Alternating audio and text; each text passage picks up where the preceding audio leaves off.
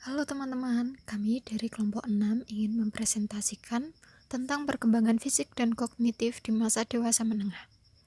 Anggota kami, yang pertama ada Valdi Putra Mangudap dengan NIM 80 2020 134. Kedua ada Ignatius Agung Pradana dengan NIM 80 2020 145.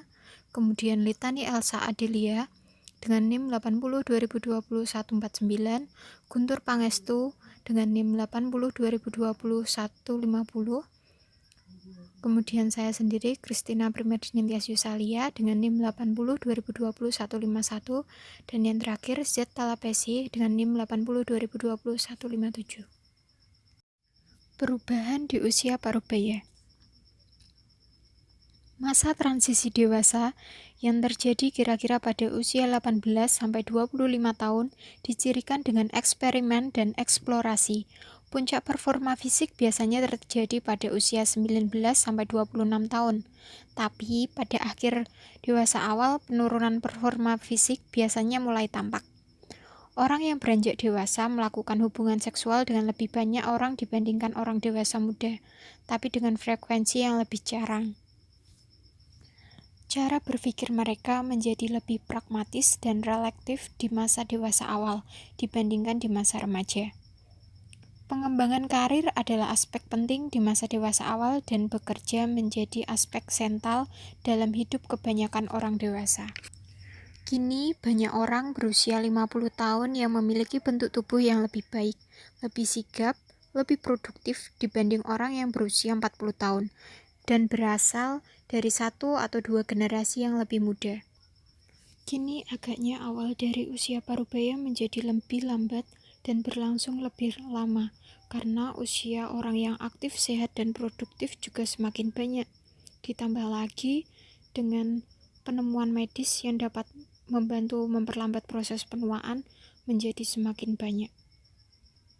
Ada juga sebuah ungkapan masa kini yang mengatakan 60 tahun adalah usia 40 tahun yang baru, menandakan bahwa banyak orang berusia 60 tahun saat ini menjalani kehidupan yang aktif, produktif, sehat, sama seperti generasi yang sebelumnya di usia 40 tahun. Ada sebuah konsep merefleksikan identitas usia atau X-identity dengan memberikan pertanyaan seperti ini. Termasuk kelompok usia manakah Anda?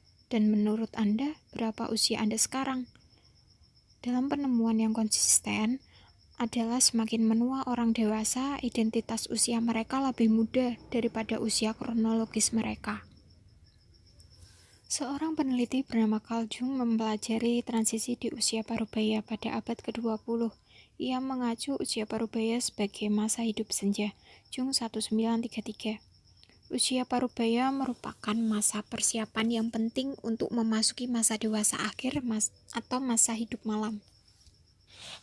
Sebuah studi menemukan bahwa hampir setengah dari jumlah individu yang berusia 65 hingga 69 tahun menganggap dirinya parubaya, dan studi lainnya menemukan pola yang mirip. Setengah dari jumlah individu berusia 60 hingga 75 tahun menganggap dirinya mereka sebagai parubaya. Di samping itu, beberapa individu mencoba untuk menggeser batas dari usia parubaya sesuai dengan transisi mereka dari bekerja menjadi pensiun. Namun, usia parubaya datang lebih awal di masa Jung. Kini rata-rata harapan hidup adalah 78 tahun dan 12% dari populasi Amerika Serikat berusia di atas 65 tahun. Ketika persentase populasi mencapai usia tua meningkat, titik tengah hidup dan hal-hal yang membentuk usia parubaya atau dewasa menengah menjadi lebih sulit ditentukan dibandingkan dengan dekade dan abad sebelumnya. Persentase populasi yang meningkat terdiri dari orang-orang parubaya dan yang lebih tua. Di masa lalu, struktur usia dalam populasi dapat direpresentasikan oleh sebuah piramida dengan persentase terbesar adalah pada tahun kanak-kanak. Sekarang persentase terbesar orang pada usia yang berbeda-beda dalam rentang hidup menjadi lebih mirip, menciptakan apa yang disebut rektangularisasi.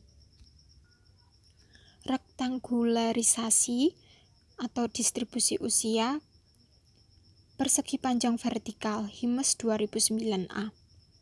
Tercipta karena terjadinya peningkatan kualitas kesehatan yang menyebabkan umur panjang, tingkat kesuburan yang rendah, dan menuanya kelompok baby boom. Mendefinisikan masa dewasa menengah. Masa dewasa menengah mencakup keseimbangan antara pekerjaan dan tanggung jawab, relasi di tengah perubahan fisik dan psikologis yang berlangsung seiring dengan proses penuaan. Latsman 2004. Batasan usia bukanlah sebuah patokan yang kaku. Membatasi masa dewasa menengah sebagai periode perkembangan yang dimulai pada usia kurang lebih 40 tahun hingga 60 atau 65 tahun. Bagi sebagian besar orang, masa dewasa menengah adalah masa di mana menjadi penurun keterampilan fisik yang meluas, tanggung jawab, sebuah periode di mana seseorang menjadi lebih sadar mengenai polaritas usia muda dan berkurangnya jumlah waktu yang masih tersisa di dalam hidup. Suatu titik di mana seseorang berusaha meneruskan sesuatu yang bermakna kepada generasi selanjutnya. Suatu masa di mana seseorang telah mencapai dan membina kepuasan dalam karirnya. Seperti halnya dengan periode usia lainnya, di usia parubaya ini individu juga membuat pilihan, memilih apa yang hendak dilakukannya, bagaimana menginvestasikan waktu dan sumber daya, mengevaluasi aspek-aspek apa saja yang dalam kehidupannya yang perlu diubah. Seperti contohnya di usia parubaya, kecelakaan yang serius, kehilangan atau sakit biasanya menjadi alarm dan mengakibatkan penataan serta pertimbangan kembali untuk hal-hal yang diprioritaskan dalam kehidupannya. Usia parubaya adalah perpaduan kesempatan dan memperluas sumber daya yang diiringi penurunan kemampuan fisik. Louis Verburg, Universitas Migisian. Masa dewasa menengah adalah periode usia ketika memperoleh dan kehilangan maupun faktor-faktor biologis dan sosiokultural menjadi seimbang.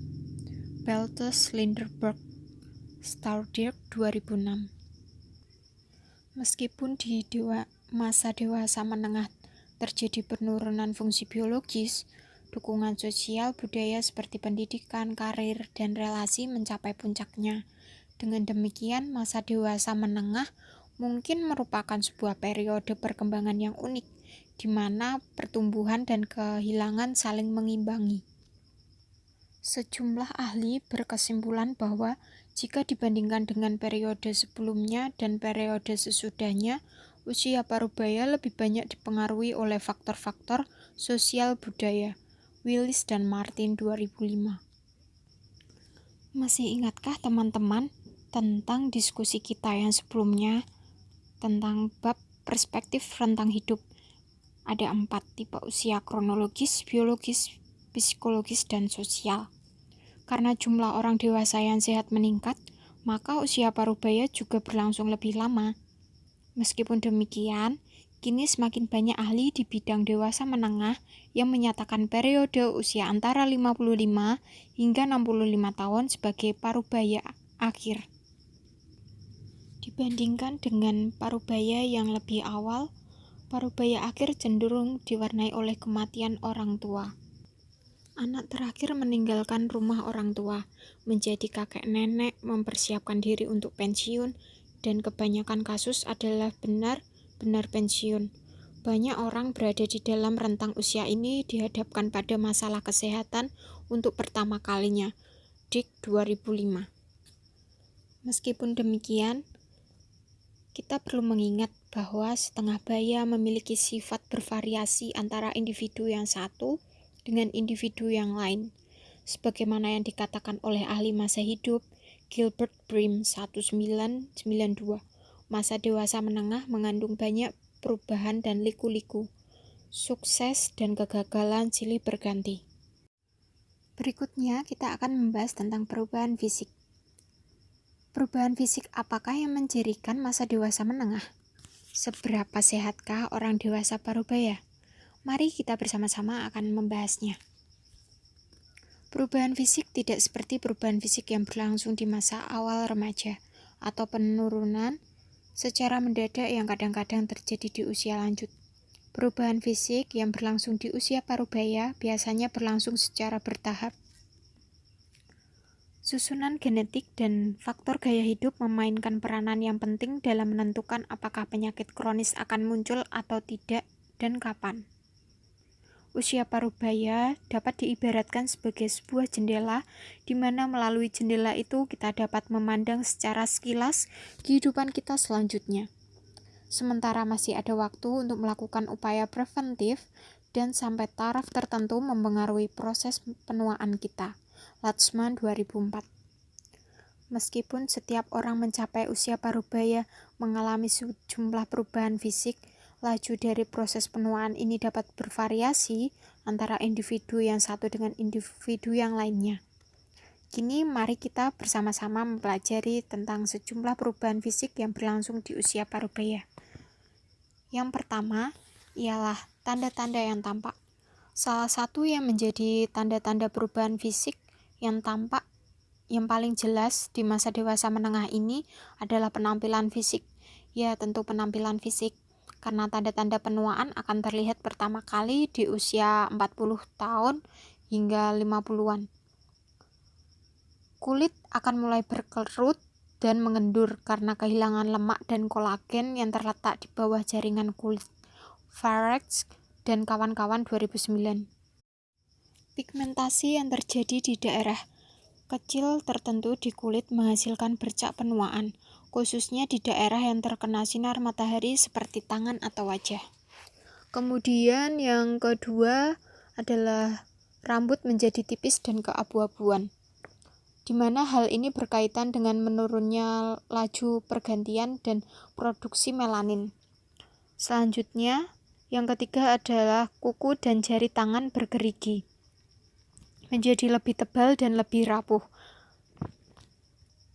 Karena budaya kita menganggap tampil muda sebagai hal yang penting, banyak individu yang rambutnya mulai memutih dan kulitnya mulai berkerut, yang tubuhnya mulai mengendur, yang giginya mulai menguning, berusaha keras agar dapat terlihat lebih muda. Banyak orang yang berada di usia parubaya ini melakukan bedah kosmetik, mengecat rambut, mengenakan wig, mengikuti program penurunan berat tubuh, berpartisipasi dalam kelompok olahraga, dan mengonsumsi sejumlah besar vitamin yang diperuntukkan bagi usia parubaya. Generasi baby boomers juga tampil dengan minat yang kuat untuk melakukan bedah plastik dan botox, di mana hal ini mencerminkan keinginan untuk mengendalikan proses penuaan. Asher dan kawan-kawan 2010. Berikutnya ada tinggi dan berat tubuh. Di usia parubaya, tinggi individu dapat mengalami penyusutan, sementara berat badan terus bertambah.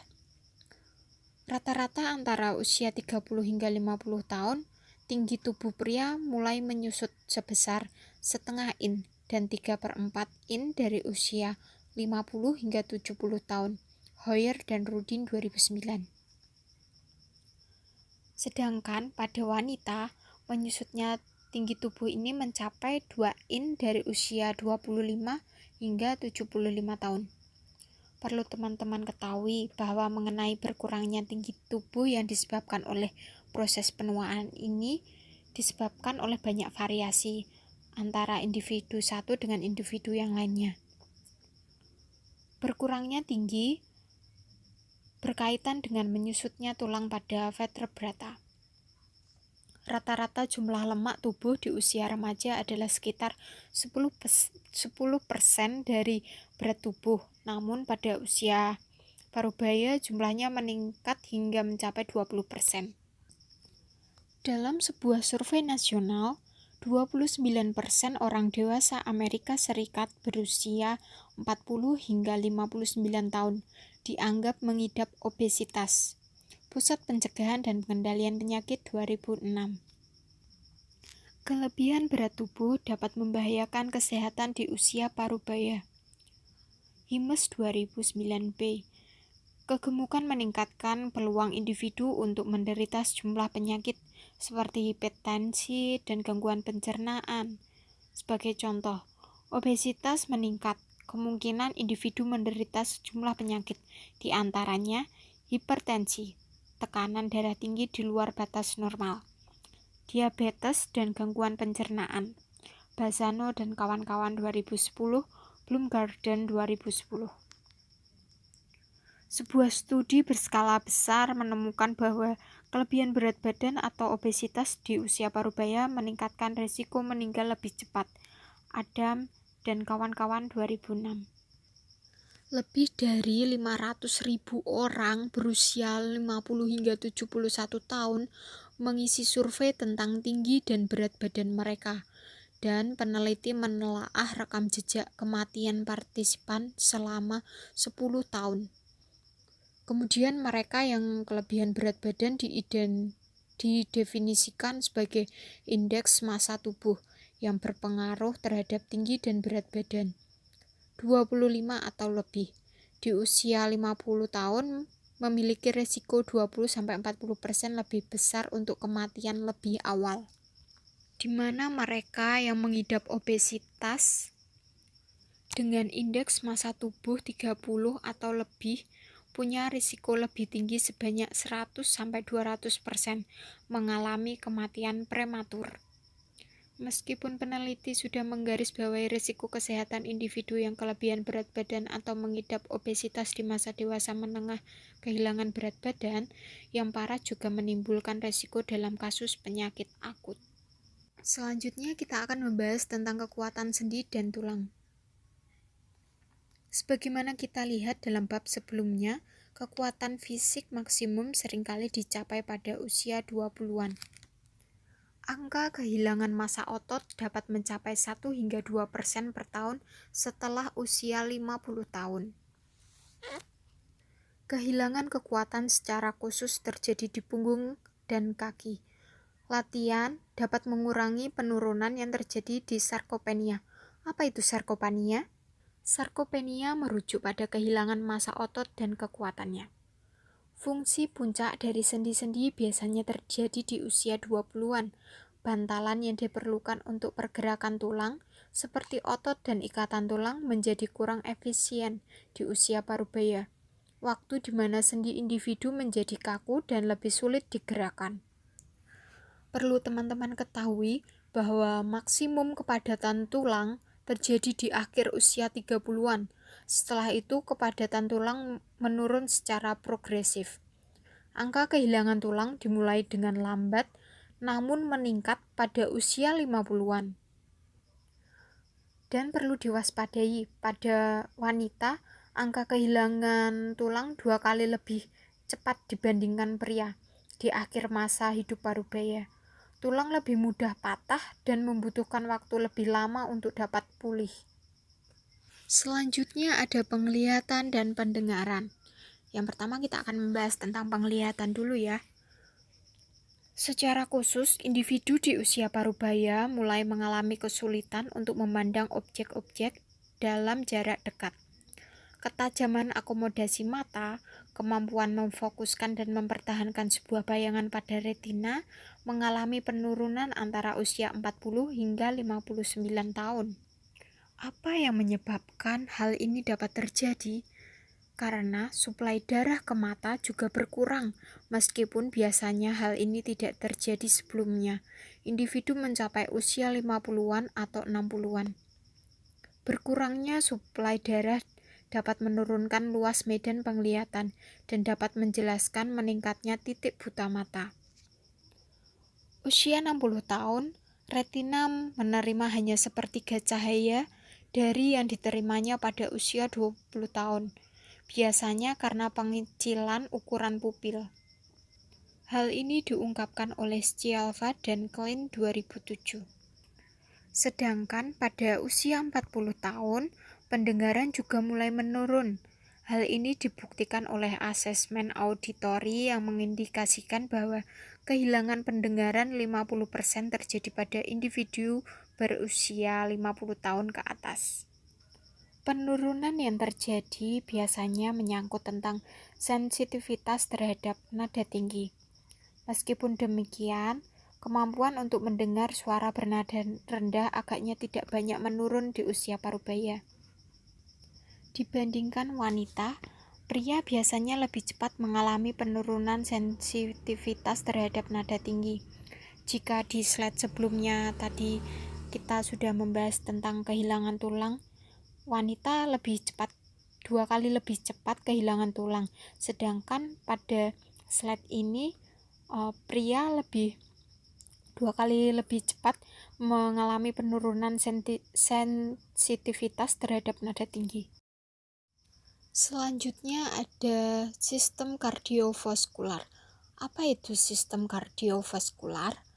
Yaitu penyakit yang menimpa usia parubaya dengan level kolesterol yang meningkat selama usia dewasa, mulai terkumpul di dinding arteri yang dapat meningkatkan penyakit kardiovaskular. Di usia parubaya ini seringkali para dewasa menengah dikejutkan dengan berbagai hal, yaitu tentang tingginya kadar kolesterol dan tekanan darah yang tinggi. Meskipun demikian, tipe kolesterol di dalam darah memengaruhi efeknya.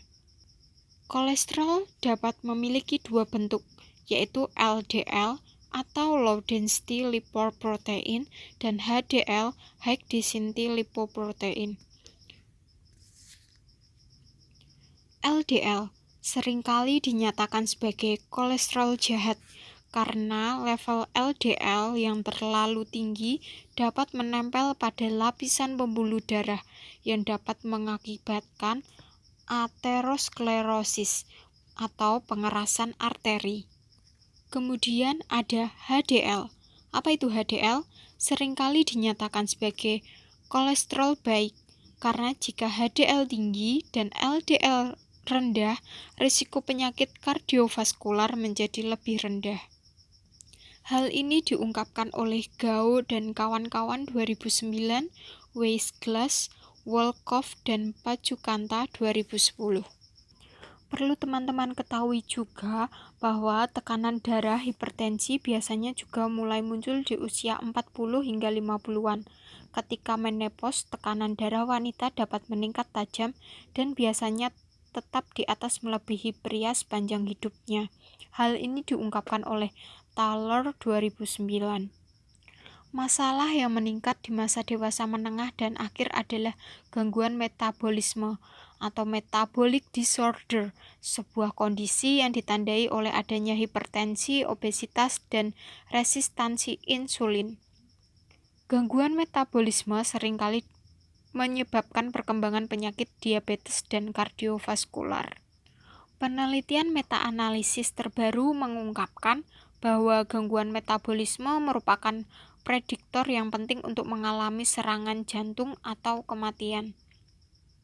Hal ini diungkapkan oleh Hui, Liu, dan Ho 2010. Untuk itu, para usia parubaya dianjurkan untuk berolahraga, mengontrol berat tubuh, dan diet yang akan buah-buahan, sayur-sayuran, dan gandum seringkali dapat membantu mengatasi permasalahan seperti kardiovaskular ini di usia parubaya. Selanjutnya adalah paru-paru.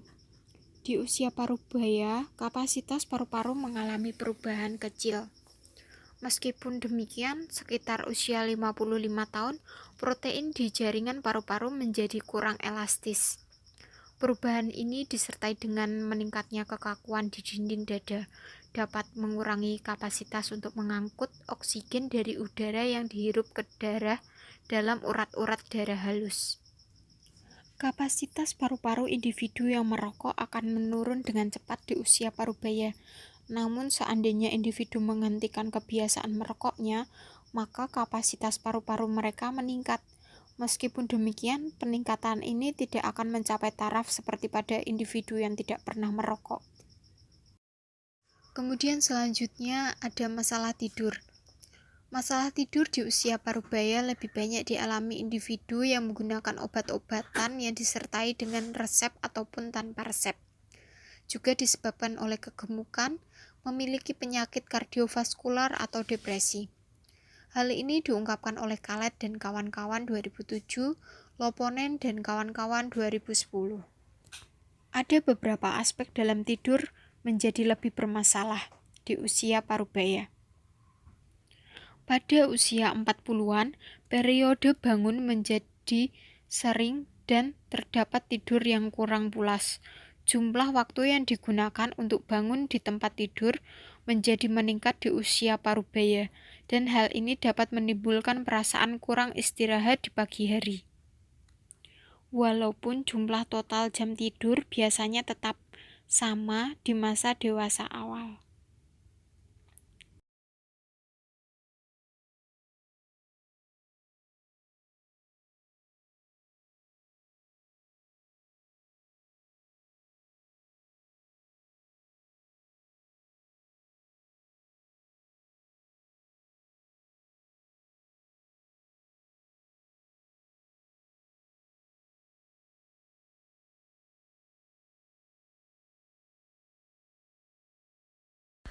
Kita telah mengetahui bahwa individu yang berada di usia parubaya tidak terlihat sebaik, tidak lari secepat, dan tidak sesehat seperti ketika mereka masih berusia 20-an atau 30-an.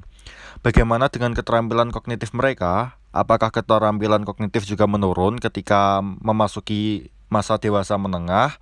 Untuk mengetahui pertanyaan ini, kami akan menelaah perubahan kognitif yang mungkin terjadi dalam intelijensi dan pemrosesan informasi. Intelijensi. Perubahan-perubahan yang terjadi di masa dewasa menengah berfokus kepada konsep-konsep mengenai fluid intelligence dan crystallized intelligence, studi longitudinal saddle, dan efek cohort. Menurut John Horn, di usia parubaya atau dewasa menengah, ada sejumlah kemampuan yang mulai menurun, dan ada pula kemampuannya yang meningkat. Horn menyatakan bahwa crystallized intelligence yaitu akumulasi dari informasi dan keterampilan verbal terus meningkat di masa dewasa menengah. Sementara fluid intelligence yaitu kemampuan seseorang untuk melakukan penalaran secara abstrak mulai menurun di dewasa menengah. Data mengenai intelijensi yang dikumpulkan secara cross-seksional yaitu menilai individu-individu yang berasal dari berbagai usia di waktu yang bersamaan. Contoh seperti studi yang dilakukan pada tahun 1980. Tes studi dilakukan oleh dua kelompok yang berusia 40 tahun dan 60 tahun, di mana kelompok usia 40 tahun lahir pada tahun 1940 dan kelompok 60 tahun lahir pada tahun 1920. Kedua zaman ini memberikan peluang ekonomi dan pendidikan yang berbeda. Individu dari kelompok 60 tahun cenderung memiliki peluang pendidikan yang lebih kecil di masa perkembangannya. Hasil yang berbeda ini karena terkait dengan efek cohort yang lebih disebabkan oleh perbedaan pendidikan dibandingkan perbedaan usia. Sebaliknya, studi longitudinal yaitu individu yang sama dipelajari selama periode waktu tertentu. Dengan demikian, studi longitudinal mengenai intelijensi di dewasa menengah dapat ditempuh dengan cara memberikan tes intelijensi yang sama pada individu yang sama pula ketika ia berusia 40, 50, dan 60 tahun. Data mengenai intelijensi yang dikumpulkan secara cross-seksional atau longitudinal akan memberikan hasil yang berbeda menyangkut crystallized intelligence dan fluid intelligence maupun penurunan kemampuan intelektual. Studi longitudinal saddle. Fokus utama dari studi longitudinal saddle adalah perubahan stabilitas intelijensi individu. Kemampuan mental utama yang dites adalah sebagai berikut. 1. Pembendaharaan kata, yaitu kemampuan memahami ide yang diekspresikan secara verbal. 2. Memori verbal, yaitu kemampuan untuk melakukan encoding dan mengingat unit bahasa yang bermakna, seperti daftar kata-kata. 3. Angka, yaitu kemampuan melakukan perhitungan matematis sederhana, seperti menambah, mengurangi, mengkali, dan sebagainya. Keempat, orientasi spasial, yaitu memvisualisasikan dan merotasikan stimuli dengan secara mental dalam ruang 2 atau 3 dimensi. 5. Penalaran induktif, yaitu menganalisis dan memahami sejumlah pola dan relasi yang terdapat pada sebuah masalah dan memahami untuk memecahkan contoh-contoh masalah. Keenam, kecepatan perseptual, yaitu membuat diskriminasi sederhana terhadap stimuli visual secara cepat dan tepat. Level fungsi tertinggi untuk 4 dari 6 kemampuan intelektual tersebut terjadi pada masa dewasa menengah, baik pada pria maupun wanita. Dua kemampuan intelektual yang mengalami kemunduran yaitu kemampuan numerik dan kecepatan perseptual. Kecepatan perseptual sendiri sudah mengalami kemunduran di usia dewasa muda. Menurut John Horn, partisipan studi longitudinal shuttle, usia paruh baya adalah masa performa puncak untuk sejumlah aspek fluid intelligence, yaitu orientasi spasial dan penalaran induktif, dan crystallized intelligence, yaitu pembendaharaan kata. Dinilai secara longitudinal, penalaran induktif meningkat hingga akhir masa dewasa menengah ketika mulai menunjukkan sedikit penurunan. Sebaliknya, ketika dinilai menggunakan cross-seksional dan penalaran induktif menunjukkan penurunan yang konsisten di masa dewasa menengah. Menurut saya, orang mencapai puncak fungsi kognitif dalam berbagai keterampilan intelektual di masa dewasa menengah, bukan dewasa awal. Saye and Willis menelaah perbedaan individual yang terdapat di antara para partisipan dalam studi shuttle dan menemukan variasi individual yang bersifat substansial. Meskipun demikian, penurunan di dalam memori, kelancaran kata, dan kecepatan perseptual di masa dewasa menengah berkaitan dengan penilaian para neuropsikolog mengenai kerusakan kognitif di masa dewasa akhir. Beberapa peneliti tak setuju dengan saya dan bahwa masa dewasa menengah merupakan masa level keberfungsian di sejumlah area kognitif tetap atau bahkan meningkat. Timothy Salthouse pada tahun 2009 menyimpulkan bahwa penelitian cross-seksional tentang penuaan dan fungsi kognitif seharusnya tidak boleh dihentikan. Salthouse berargumen bahwa level keberfungsian kognitif yang lebih rendah di masa dewasa awal dan menengah kemungkinan disebabkan oleh penurunan neurobiologis terkait usia. Pemrosesan informasi, yaitu menyediakan cara lain untuk menelaah kemampuan kognitif. Beberapa perubahan yang terjadi di masa dewasa menengah adalah kecepatan dalam pemrosesan informasi, memori, keahlian, dan keterampilan pemecahan masalah yang bersifat praktis. Pertama, kecepatan dalam pemrosesan informasi. Sebagaimana yang telah kita pelajari pada studi longitudinal shuttle, kecepatan perseptual mulai menurun di masa dewasa awal dan penurunan ini terus berlanjut hingga masa dewasa menengah. Cara umum untuk menilai kecepatan informasi adalah melalui tugas kecepatan reaksi di mana individu hanya cukup menekan tombol segera setelah mereka menangkap cahaya. Setelah cahaya muncul, orang dewasa paruh baya lebih lambat menekan tombol dibandingkan orang dewasa muda. Minat yang ada kini memfokuskan pada kemungkinan yang menyebabkan menurunnya kecepatan dalam pemrosesan informasi pada orang dewasa. Penyebabnya mungkin bisa disebabkan karena level analisis yang berbeda seperti kognitif, yaitu mempertahankan tujuan, peralihan antar tugas, mempertahankan representasi internal dan dari distraksi, neuroanatomi, yaitu perubahan di area tertentu seperti korteks prefrontal, dan neurokimia, yaitu perubahan dalam sistem neurotransmitter seperti dopamin. Kedua, memori, yaitu memori verbal mencapai puncaknya di usia 50-an.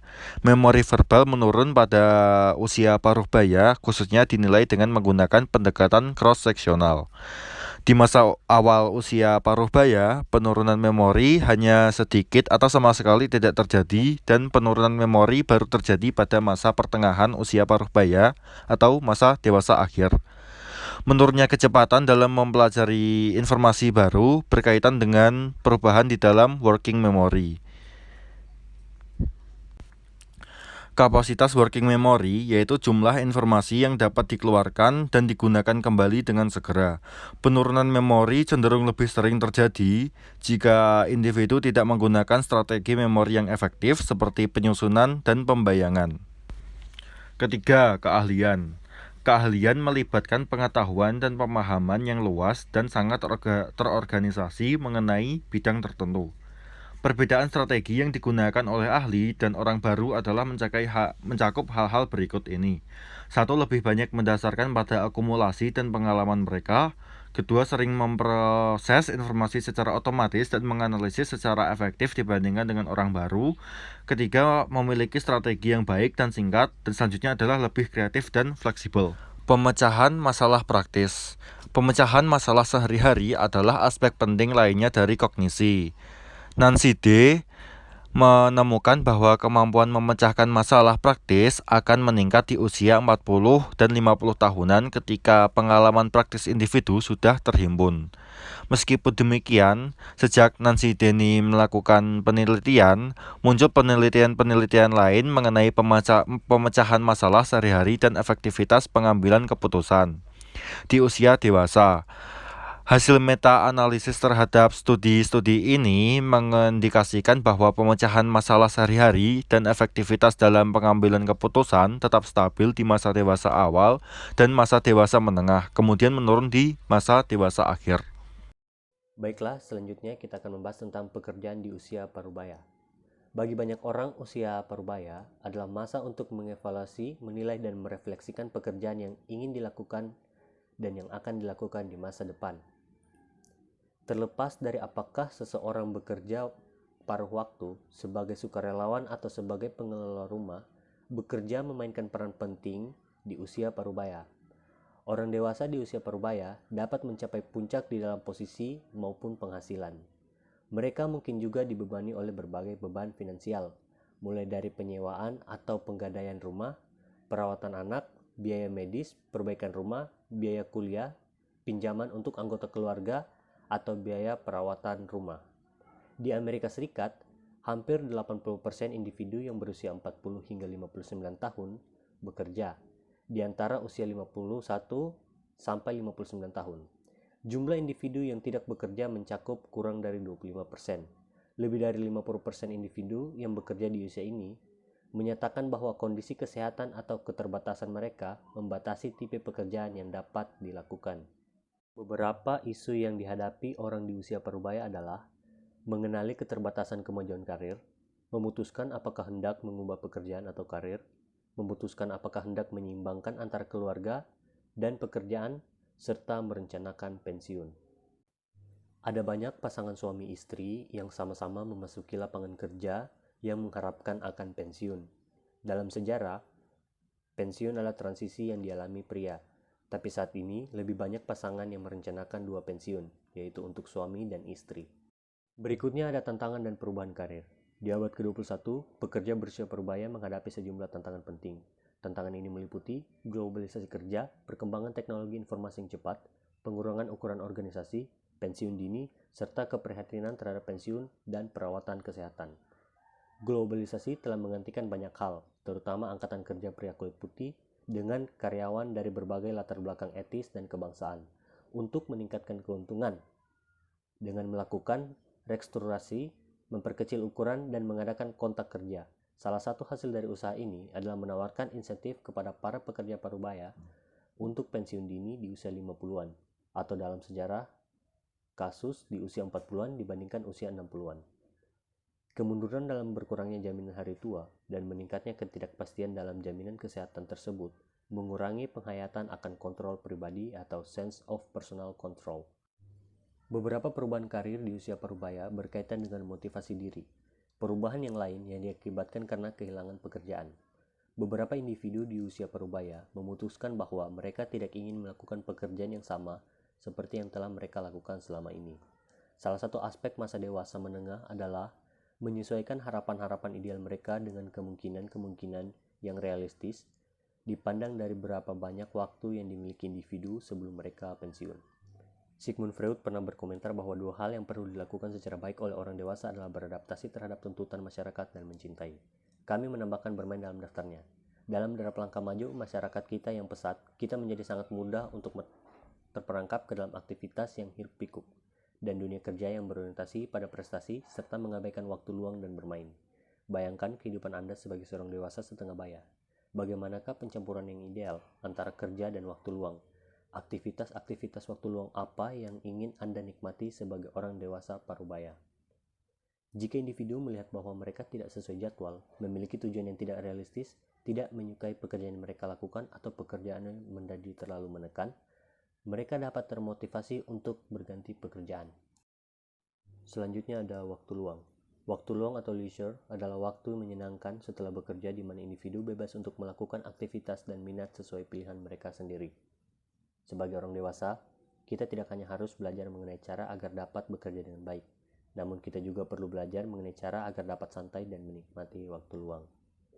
Sebuah analisis dari hasil penelitian mengenai hal-hal yang paling disesali oleh orang dewasa Amerika Serikat diketahui adalah bahwa mereka tidak memiliki waktu senggang, dan itu menduduki peringkat 6 teratas. Waktu luang dapat menjadi aspek yang penting dari masa dewasa menengah. Di masa dewasa menengah, individu memiliki persediaan uang yang lebih banyak, mereka juga memiliki lebih banyak waktu dan peluang untuk dibayar ketika berlibur. Singkatnya, perubahan yang terjadi di usia parubaya dapat memberikan kesempatan yang lebih luas untuk memperoleh waktu luang. Orang dewasa di masa hidup parubaya secara psikologis perlu mulai mempersiapkan diri untuk pensiun. Aktivitas waktu luang yang konstruktif dan berisi di masa dewasa menengah merupakan bagian yang penting dari persiapan ini. Jika seorang dewasa mengembangkan aktivitas waktu luang yang dapat dilanjutkan ketika pensiun, maka transisi dari kerja menuju pensiun menjadi kurang menekan. Agama dan makna hidup. Agama dan kehidupan orang dewasa. Agama merupakan dimensi yang penting bagi sebagian besar kehidupan orang Amerika. Wanita menunjukkan minat terhadap agama lebih kuat dibandingkan pria. Meskipun demikian, kita juga perlu memperhatikan perbedaan individu di dalam hal minat agama. Agama dan kesehatan. Dalam beberapa kasus, agama dapat memiliki kaitan negatif dengan kesehatan fisik.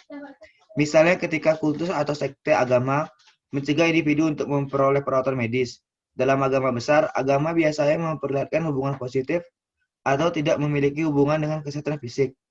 Agama dapat memainkan peranan penting bagi individu untuk mengatasi masalah yang dihadapi.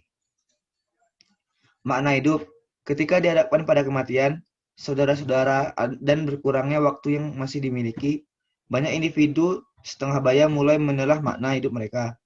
Baumeister dan Voss menyatakan bahwa pencarian makna hidup mencakup 4 kebutuhan utama, yaitu tujuan, nilai-nilai, kemanjuran. Agama dan kesehatan. Bagi individu-individu yang menganut agama besar, terdapat kaitan agama antara agama dan kesehatan fisik.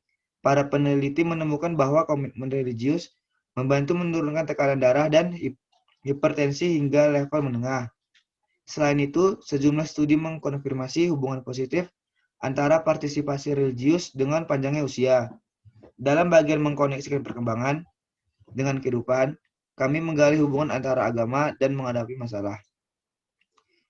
Dimensi religius dapat membantu sebagian individu untuk menghadapi hidup mereka secara lebih efektif. Konselor religius seringkali memberikan saran kepada orang tentang kesehatan mental dan cara menghadapi masalah. Makna hidup. Ibu, ayah, dan istri dari psikiater Austria, Viktor Frankl, meninggal di kamp konsentrasi dan ruang gas di Auschwitz, Polandia. Frank mampu mempertahankan hidupnya di kamp konsentrasi, dan setelah keluar dari sana, ia membuat tulisan mengenai makna hidup. Frank menyebutkan 3 kualitas yang hanya dimiliki oleh manusia, yakni spiritualitas, kebebasan, dan tanggung jawab. Dalam pandangan Frank, spiritual tidak memiliki dasar agama. Spiritual merujuk pada keunikan hakikat manusia kepada spirit, filosofi, dan pikiran. Roy Baumeister dan Kathleen Voss menyatakan bahwa pertanyaan yang menyangkut makna hidup dapat dipahami menurut 4 kebutuhan akan makna, yang membimbing bagaimana seseorang membuat makna dari hidup mereka. Yang pertama, kebutuhan akan keterarahan. Peristiwa-peristiwa yang berlangsung saat ini dapat memperoleh makna dari keterkaitannya dengan peristiwa-peristiwa di masa depan. Yang kedua, kebutuhan akan nilai. Dapat menggiring pada penghayatan mengenai kebajikan dan membenarkan rangkaian-rangkaian tindakan tertentu. Yang ketiga, kebutuhan akan penghayatan terhadap efikasi. Hal ini mencakup keyakinan bahwa seorang tidak dapat membuat perubahan hidup. Hidup yang memiliki arah dan nilai, namun tidak memiliki efikasi, akan menjadi hidup yang tragis. Yang keempat, kebutuhan akan nilai dari self-worth. Sebagian besar ingin menjadi individu yang baik dan berharga. Self-worth dapat dikejar secara individual. Para peneliti semakin sering mempelajari faktor-faktor yang terlibat dalam proses eksplorasi seseorang akan pemaknaan dalam hidup, dan apakah rasa pemaknaan dalam hidup berkaitan dengan hasil perkembangan yang positif.